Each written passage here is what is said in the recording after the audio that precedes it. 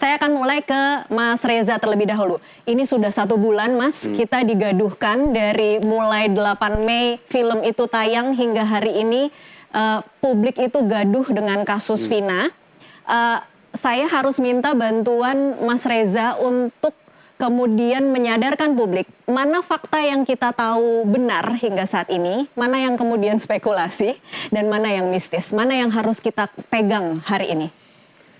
Justru saya hingga saat ini masih memiliki poin-poin pemikiran terkait dengan 3 loopholes ya, sebutlah 3 kelemahan atau kejanggalan gitu ya. 3 agenda pembenahan. Pertama terkait dengan validitas informasi, validitas keterangan yang disampaikan baik itu oleh para terpidana maupun para saksi.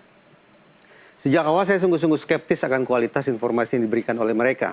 Sampai kemudian sekian banyak terpidana mencabut BAP, sekian banyak saksi berbondong-bondong juga mencabut BAP. Sudah loopholes yang saya perkirakan bahwa memang sudah ada persoalan yang sangat mendasar betapa proses pengungkapan kasus ini terlalu mengandalkan pada keterangan, membongkar keterangan. Dengan kata lain, interogasi tampaknya sebuah andalan. Tidak ada bukti sama sekali. Ketika kemudian terkesan kurang alat bukti, maka penyidik bisa frustrasi, akhirnya menggunakan cara-cara abusif, cara-cara kekerasan di dalam ruang interogasi tersebut. Para penyidik seolah memaksakan seluruh terperiksa untuk menyampaikan hal-hal yang diinginkan oleh si penyidik, bukan fakta atau kenyataannya.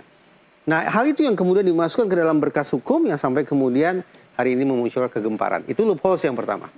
Loopholes yang kedua adalah terkait dengan pertanyaan sederhana. Tapi barangkali untuk membongkarnya luar biasa susah. Apakah ini sungguh-sungguh kedua korban meninggal akibat pembunuhan atau bukan pembunuhan? Loopholes yang ketiga, dengan segala hormat, ketika ditemukan sperma pada tubuh almarhumah, apakah sperma ini memang merupakan penanda perkosaan ataukah justru penanda adanya aktivitas seksual yang konsensual atau mau sama mau? Sayang beribu sayang, berdasarkan apa yang bisa saya simak di berkas dan juga diskusi. Mas Reza sudah mempelajari berkas-berkasnya. Apa saja yang sudah dibaca, Mas Reza? Sebutlah, visum e repertum saya baca, BAP saya baca, laporan Rudiana saya baca, semua saya baca, satu bundel lengkap saya baca. Kemudian juga bertukar pikiran dengan pihak-pihak yang terlibat dalam peristiwa ini. Izinkan suatu mengatakan bahwa loopholes kedua terkait ada tidaknya pembunuhan dan loopholes yang ketiga yaitu ada tidaknya perkosaan sungguh-sungguh tidak terjawab. Artinya kita tidak tahu apa-apa tentang kasus ini hari ini.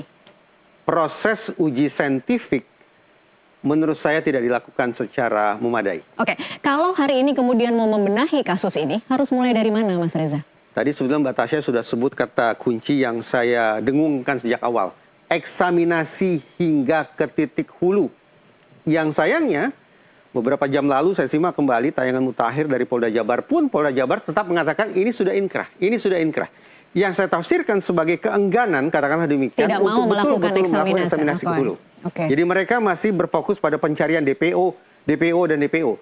Yang saya justru menganggap sejak awal DPO dicari-cari tidak terlalu penting, tetapi eksaminasi ke hulu itulah mudah-mudahan akan membuka tabir misteri atas kasus ini.